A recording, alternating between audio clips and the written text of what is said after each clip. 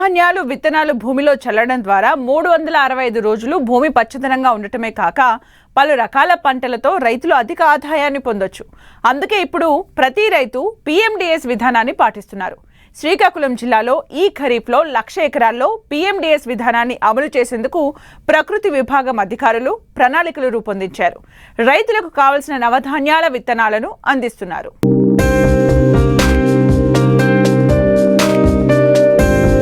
ప్రకృతి వ్యవసాయ పద్ధతులను అనుసరిస్తే పంటలు అతివృష్టిని, అనావృష్టిని సైతం తట్టుకుని నిలిచి అధిక దిగుబడులు ఇస్తాయి. ముఖ్యంగా ప్రకృతి వ్యవసాయం చేసే రైతులు తొలకరికి ముందే విత్తనం వేయడం అంటే ప్రీ మాన్సూన్ డ్రై సోవింగ్ విధానం.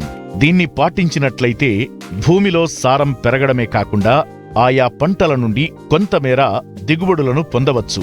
అంతేకాదు పశుగ్రాసంగా ఉపయోగపడటమే కాకుండా ఈ నేల నీటి ఎద్దడిని తట్టుకుని ప్రధాన పంటల్లో అధిక దిగుబడినిచ్చేందుకు ఈ PMDS విధానం ఉపయోగపడుతుంది.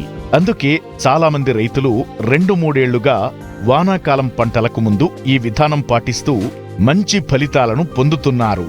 అయితే అనుకున్నంత విస్తీర్ణంలో సాగు కావడం లేదు.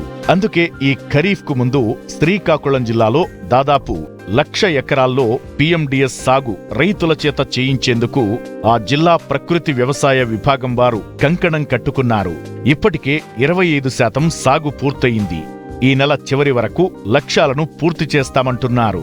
ఈ సంవత్సరం శ్రీకాకుళం జిల్లాలో 1,01 ఎకరాల్లో PMDS అనే విధానాన్ని తీసుకొస్తున్నాం. PMDS అంటే ప్రీ మాన్సూన్ డ్రై సోయింగ్. అంటే ఖరీఫ్ సీజన్ జూన్లో మొదలయ్యే ఖరీఫ్ సీజన్కు ముందుగా పొలాల్లో నవధాన్యాల విత్తనాలని వేయడం. ఈ నవధాన్యాల విత్తనాలు వేయడం వల్ల ఉపయోగం ఏంటి అంటే భూమిలో మైక్రో క్లైమేట్ని చేంజ్ చేయగలుగుతాం.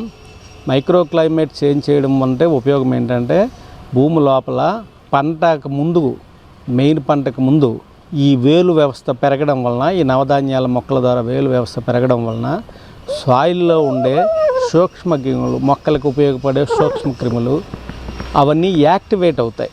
యాక్టివేట్ అయి మెయిన్ పంట వేరు వ్యవస్థకి ఇవి రకరకాల భూమిలో ఉండే మూలకాలని అందిస్తాయి. అందించడం వలన ఆ వేసిన మొక్క ఏపుగా విగరస్గా పెరుగుతుంది. రెండోది ఏంటంటే ఈ భూమిని PMDS మొక్కల యొక్క వేర్లు అందులో 10 రకాల జాతులు వేస్తాము విత్తనాల్లో. రకరకాలు అంట్లో ఉదాహరణకి జొన్న, సజ్జలు, అపరాలు, కంది, గోరుచిక్కుడు ఇలాంటి మొక్కలు వేస్తాం. కాబట్టి అందులో కంది లాంటి మొక్కలు చాలా డీప్గా 15 సెంటీమీటర్ల లోపలికి కూడా వెళ్ళి వానపాములు అక్కడ ఏర్పడే టర్నిల్స్లో ఉండేటట్టు ఇవి పెరుగుతాయి. వానపాములు కూడా ఎక్కువ భూమిలో ఉండడం వల్ల భూమిని గుల్లతనం చేసి కింద పొరల్లో ఉన్న న్యూట్రియంట్స్ని పైకి వచ్చేటట్టు చేస్తాయి. అలాగే ఈ మొక్కల తాలూకా బయోమాస్ వలన మనకేమవుతుంది, సేంద్రీయ కర్బనం భూమిలో ఎక్కువగా తయారవుతుంది.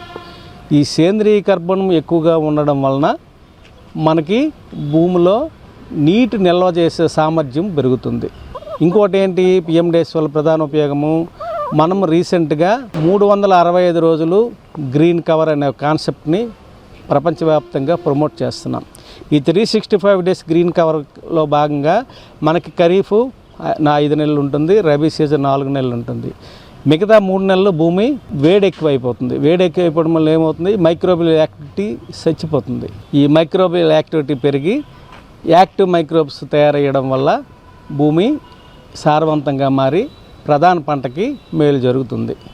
అది PMDS యొక్క ముఖ్య ఉద్దేశం. దీంట్లో వాడే విత్తనాల డోసేజ్ ఏం చేస్తామంటే, ముందుగా వర్షము భూమిలో తేమ ఉంటే డైరెక్ట్గా వెదజల్లేస్తాం. ఉదాహరణకి ఎద వేసే వరి పొలంలో అయితే ఒక 2 కేజీలు 200 గ్రాములు ఈ నవధాన్యాల విత్తనాలు వేస్తాం. దాని ఖరీదు యావరేజ్గా ఒక 200 రూపాయలు ఉంటుంది. అదే డైరెక్ట్ కాకుండా నారు పోసి ఊడ్చే పొలాల్లో అయితే ఇది 12 కేజీల వరకు ఇవి వాడతాం. అలాగే మనకి ఈ PMDS కింద తోటల్లో, జీడి తోట, మామిడి తోటల్లో కింద నేల సారవంతంగా ఉంచేందుకోసం ఇవి వేస్తే ఒక 6 కేజీల వరకు పొలంలో వేసుకుంటాం. ఇవేంటి, వర్షంతో పని లేకుండా జీరో టిల్లేస్తో వేసుకుంటాం. రెండు విధాలకు కూడా వేసుకోవచ్చు. భూమిలో తేమ ఉన్నప్పుడు డైరెక్ట్ వెదజల్లేస్తాం.